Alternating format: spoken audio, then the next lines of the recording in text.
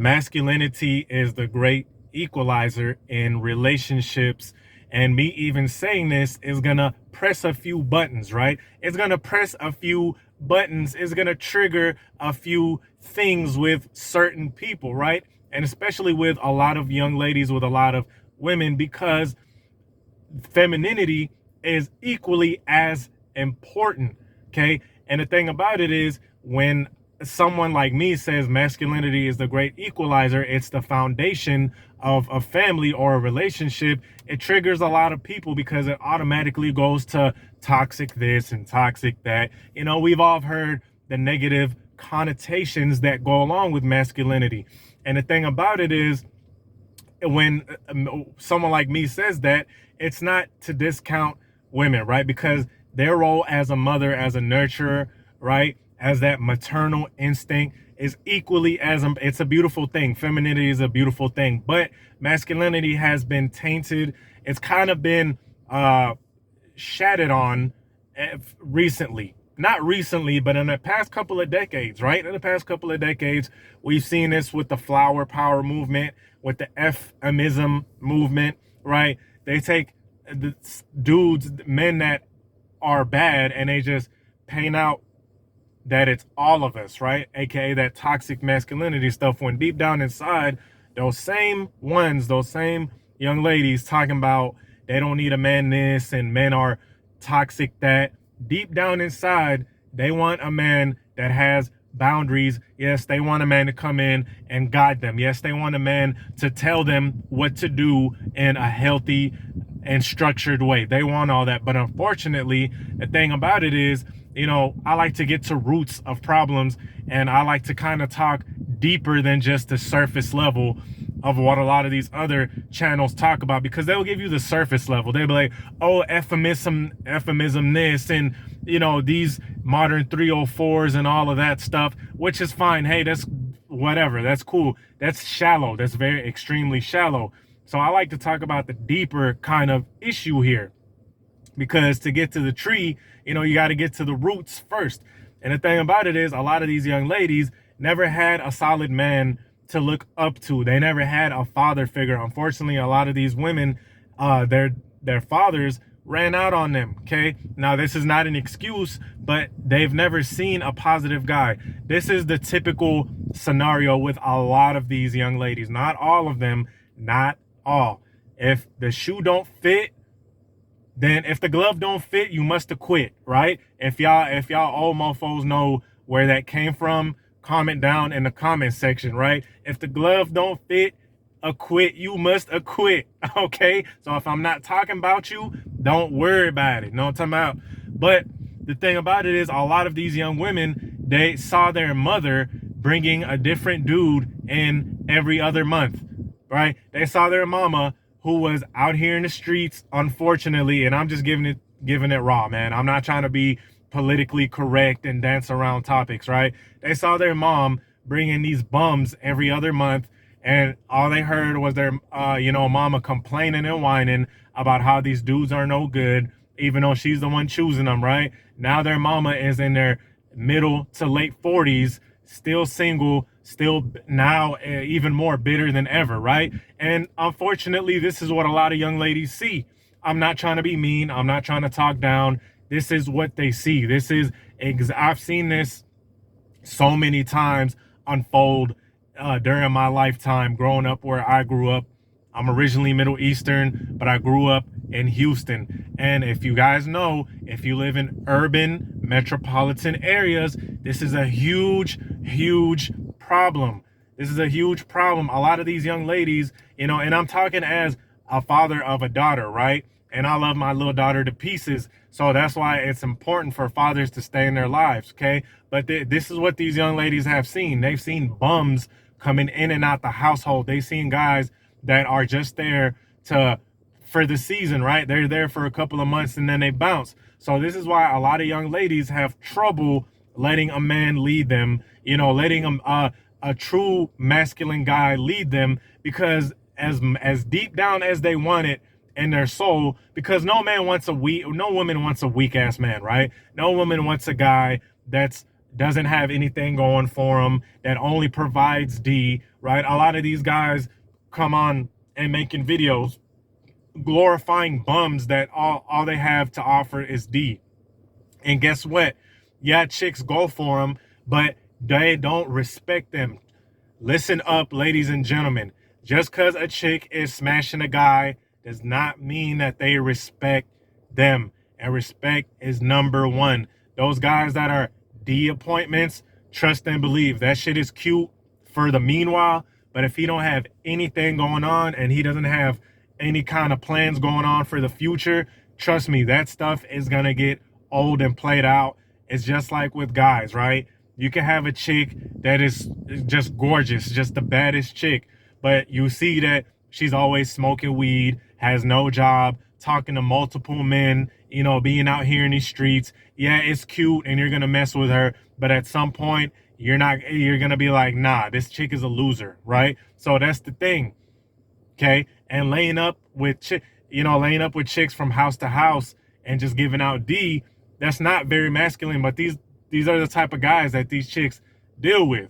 You dig what I'm saying? And no, masculinity is not about how much money you have. A lot of guys seem to think I'm saying that I'm implying that it's about how much money you have. Nowhere in my videos did I say you have to be a millionaire to be masculine. Nowhere did I say that. The thing with masculinity is you have something going on besides chasing kitty. You have some kind of plan. You got some kind of extra hobby. You're not constantly on drugs and drunk and all of that good stuff. And I'm sorry, that just doesn't fit with masculinity, right? It just doesn't. So that's what I mean. I don't mean for you to be a millionaire. I just mean you're on some kind of upward trajectory, okay? And this is the great equalizer when it comes to relationships, because when a woman deals with a man that's masculine, trust and believe he's going to come with some rules. He's going to come with some boundaries. He's going to come with some kind of a pillar, right? He's going to come with some type of foundation to set in the household. Just like how engineers, they start off with strong pillars. They start off with strong structures and foundations. This is exactly what masculine men bring. Yes, a lot of chicks cannot handle it. A lot of chicks cannot handle it and they don't like it, even though they claim that that's what they want, right?